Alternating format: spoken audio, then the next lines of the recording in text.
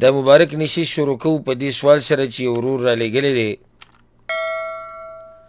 وایي چې یو حدیث کې داسې راځي چې یو سړی به د قیامت په ورځ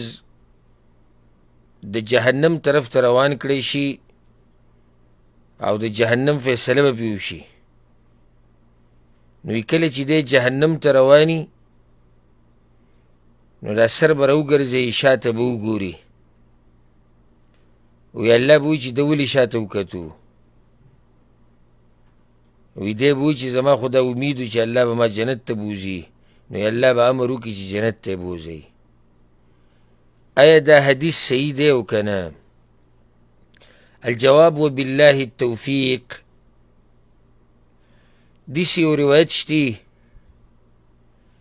امام ابن المبارک راوړی دی او امام احمد هم راوړی دی. په هغې کې دا دي چې پیغمبر صلی الله علیه وسلم وایي کله چې د قیامت ورځ وي وفرغ الله من قضاء الخلق، او الله د مخلوق د فیصلو نه فارغه شي،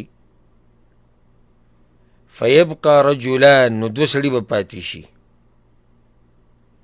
فیؤمر بهما الى النار، نو الله به امر وکړي چې دواړه جهنم ته بوځئ. فیلتفت احدهما، دا یو به پکې شاته وګوري،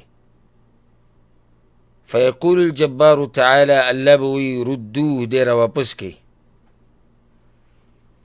چې ملایکې راواپس کړي نو الله به دې تپوس وکړي لم التفته، تا ولې شاته وکتو؟ وی هغه به ورته وایي چې ان كنت ارجو ان تدخلني الجنه، زما خو دا امید و چې الله ته ما جنت ته بوځي. وی چې کله دی دا خبر الله ته وکړي فیؤمر به الى الجنه، نو الله به جنت ته یې بوځي، او په جنت کې به الله داسې ځای ورکړي او دومره نعمتونه، وی دی به دا وایي چې که چېرته زه دعوت ورکړم دا ټول جنتیان خوراک ته راجمع کړم که نه، دې ټولو جنتیانو له ډوډۍ وکړم او راولم او دوی خوراک وکړي، نو بیا به هم په هغه څه کې څه کمی رانه شي کوم چې الله ماله راکړي. دا حدیث شتي بعضو کتابونو کې لکه څنګه چې ما ذکر کو راغلی دی، خو محققینو علماو دا کمزوری کړی دی سندن، دا حدیث سندن کمزوری دی. خو الحمدلله د دې په ځای موږ سره یو صحیح سند والا روایت شتي چې هغه موږ سره نو دې ته ضرورت نشتی. په صحیح مسلم کې دا روایت او د دې نه ډېر واضح دی او موږ بیان کړی دی، تاسو به اورېدلی زموږ نه د نورو علماو نه.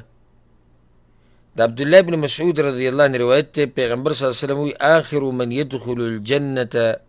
رجل، اخرنی کس چې به جنت ته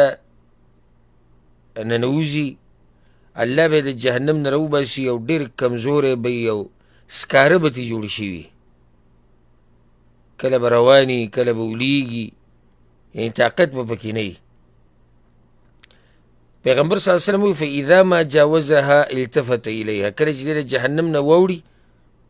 نو دی جهنم ته به وګوري بیا شاته، او دا به وایي چې تبارک الذي نجاني منک، برکتونه والا د هغه ذات چې ای جهنمه ستا نه یې بچ کړمه او ستا نه یې راوویستمه. او ګوره ده ته دا نعمت داسې ښکاري دا کوم چې ول الله ورکړی دی،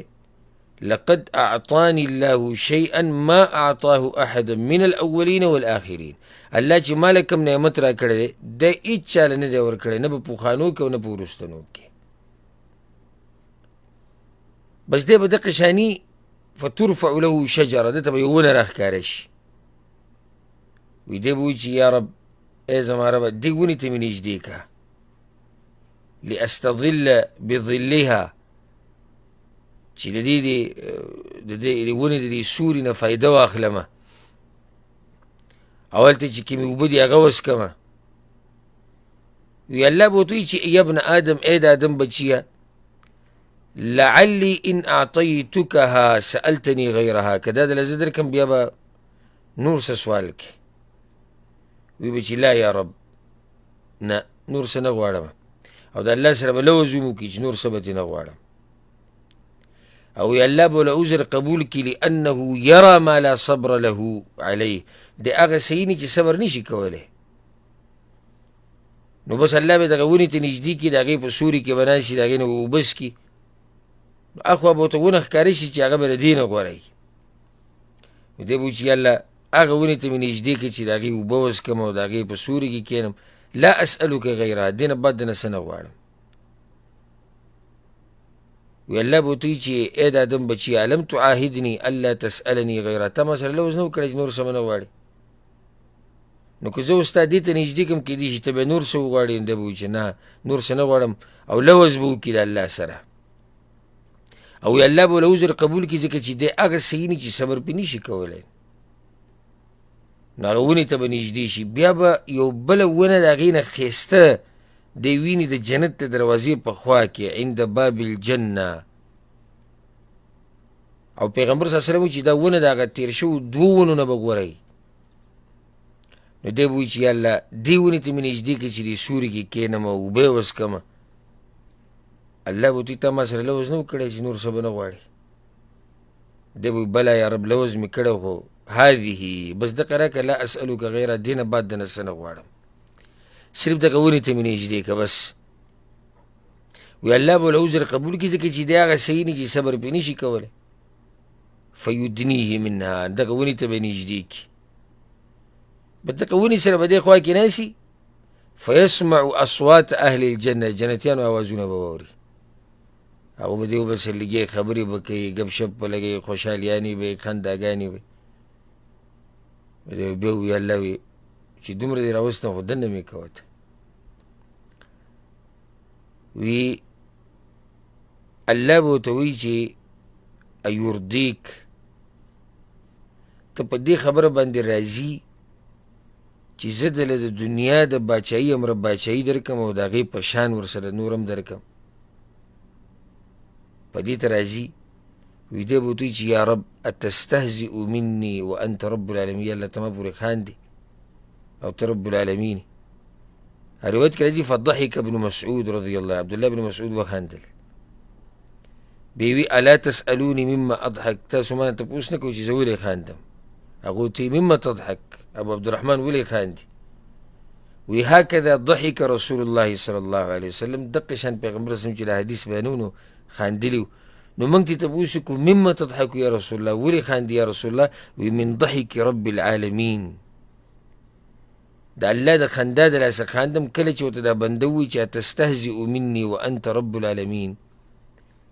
ته ما پورې خاندې او ته رب العالمین وی الله به ورته په خندا شي وی به ورته چې انی لا استهزئ منک زه چا پورې خندا نه کوم ولکنی علی ما اشاء قادر زه چې څه وغواړم په هغې باندې قادر یم نو دا ښه صحیح سند والا روایت دی او چې دا روایت وي نو هغه روایت ته ضرورت هغې ته نشتی او بیا هغه سندن کمزوری هم دی الله سبحانه وتعالی دې موږ ته د جنت ته اعلی نعمتونه نصیب کړي او الله سبحانه وتعالی دې د جهنم او د آخرت د عذابونو نه موږ لرې ساتي